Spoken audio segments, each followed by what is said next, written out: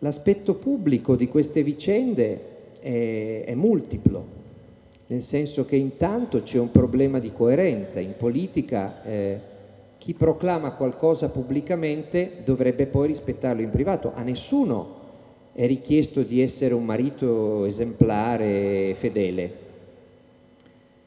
Se uno pubblicamente dice noi siamo i difensori della famiglia tradizionale di Santa Romana Chiesa, non gliel'ha mica prescritto il medico di dirlo.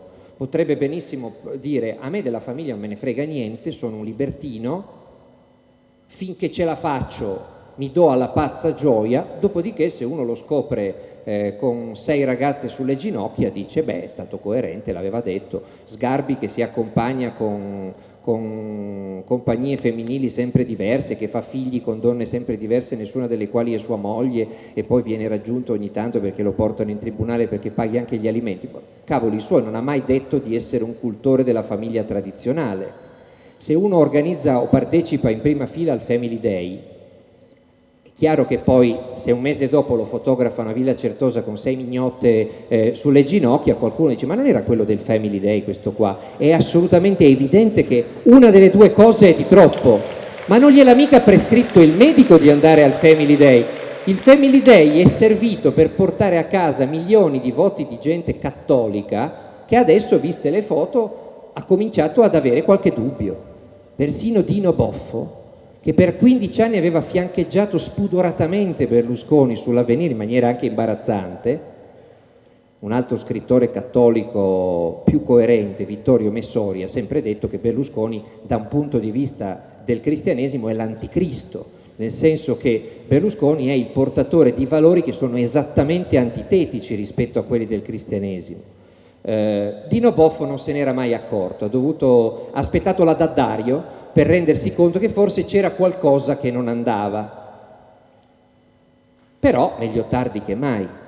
No, dopo 15 anni aveva scoperto, vedendo sventolare tutto sto smutandamento, diceva che non sia quel cattolicone che pensavamo, no? Quel pio uomo che avevamo sostenuto per 15 l'hanno subito massacrato di botte e l'hanno indotto alle dimissioni naturalmente, per l'unica cosa buona che aveva fatto probabilmente nella sua carriera di giornalista, fra l'altro, no?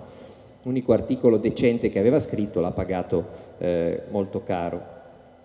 Quindi il primo aspetto è la coerenza. In tutti i paesi del mondo, se fai campagna elettorale tuonando contro la prostituzione, per dire, è capitato al governatore dello Stato di New York 2 anni fa, Spitzer, ha fatto una campagna elettorale quasi tutta sulla ripuliamo le strade da queste prostitute, eccetera. L'hanno beccato in un giro di squillo. Non c'è voluta Repubblica con le 10 domande, non c'è voluto nessuno. Il giorno stesso in cui i giornali hanno pubblicato che lui stava in un giro di squillo, lui si è presentato in televisione in lacrime con la moglie di fianco, ha chiesto scusa alla moglie, ha chiesto scusa agli americani per averli presi per i fondelli in campagna elettorale, nessuno gli aveva ancora chiesto di dimettersi, non hanno fatto in tempo, si è dimesso prima che qualcuno facesse in tempo a chiedergli di dimettersi. Finita lì, stroncata la carriera, magari era uno splendido governatore dello Stato di New York, io non lo so, immagino di sì. Stroncata la carriera, finita, fatto morto, politicamente parlando morto. Quindi, primo, la coerenza. Secondo, i ricatti. Se uno ha un amante la controlla, se uno ha 2 amanti le controlla, se uno ha 3 amanti le controlla, se uno ha 5 amanti le controlla, se uno se ne fa portare 30 alla volta, 40 alla volta, da quel Tarantini o Tarantino, come dice lui fingendo di non ricordarsi bene come si chiama, mentre è una gag alla Emilio Fede, come ha scritto Berselli stamattina, quella di cambiare il nome per far finta che uno non lo conosci. Bene, era uno che, secondo i tabulati telefonici di Tarantini, parlava con Berlusconi dalle 20 alle 30 volte al giorno. Possibile che non si ricordi nemmeno come si chiama. C'è quel Tarantino. Tarantini che cosa ha fatto? Tarantini è un eroe dei nostri tempi, è uno che se fosse vivo Alberto Sordi dovrebbe farci un film, perché Tarantini aveva capito tutto. Non so se avete letto il verbale di Tarantini sul Corriere della Sera, si conclude con queste poche parole. Diceva: io avevo capito che in Italia per far carriera bisogna vendere regalare sesso mercenario ai potenti per poter piazzare il prodotto. Qual è il prodotto di Tarantini? Tarantini è un piazzista di protesi, di ginocchia artificiali, gomiti artificiali, insomma protesi sanitarie. Deve lavorare con la sanità pubblica o convenzionata, deve avere buoni rapporti con la politica, di destra e di sinistra, è ovvio, no? Perché deve avere buoni rapporti col governo, con le ASL della regione Puglia, che oggi è governata da Vendola, ma domani potrebbe essere governata dal centrodestra, e con le altre regioni d'Italia, che sono governate un po' dalla destra, quindi bisogna avere buoni rapporti con tutti. E infatti Tarantini, a pagina sinistra del Corriere della Sera, portava le mignotte a Berlusconi, a pagina destra del Corriere della Sera portava le mignotte ad alcuni assessori, compreso il vicepresidente della giunta Vendola, che adesso poi è stato dimissionato. Tutto questo non c'entra niente con la privacy, tutto questo c'entra intanto con la riduzione della politica a una specie di postribolo, a un bordello a cielo aperto. Sappiamo qualcosa della bontà di quelle protesi, fra l'altro? No, sappiamo molto sulla bontà delle mignotte, ma sulla bontà delle protesi non sappiamo niente. E se le protesi facevano schifo e le mignotte erano buone, le protesi venivano ugualmente acquistate dalle ASL. Perché? Perché quello che contava era che le mignotte fossero buone, non le protesi.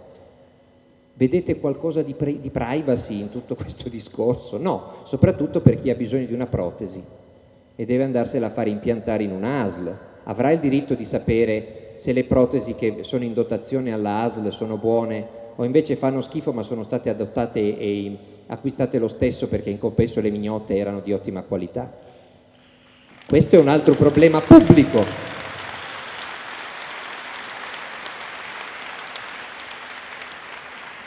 Tarantini o Tarantino a un certo punto decide di fare il salto di qualità, si è rotto le scatole di piazzare protesi. Una protesi oggi, una protesi domani, insomma non si fanno i miliardi con le protesi. E allora che cosa decide di fare? Affitta una villa a fianco di quella di Berlusconi e comincia a diventare il fornitore ufficiale dell'utilizzatore finale. L'utilizzatore finale è il nostro Presidente del Consiglio, secondo la definizione che ne ha dato il suo onorevole avvocato, professor Niccolò Ghedini. E quando è venuta fuori la D'Addario e ha raccontato di avere trascorso una notte di sesso sfrenato col Presidente del Consiglio e di avere filmato e registrato tutto, Ghedini disse delle cose memorabili. Disse: intanto non è vero che questa signora D'Addario è mai entrata a Palazzo Grazioli. Dice: ma c'ha la registrazione? Dice: se ha una registrazione è un falso.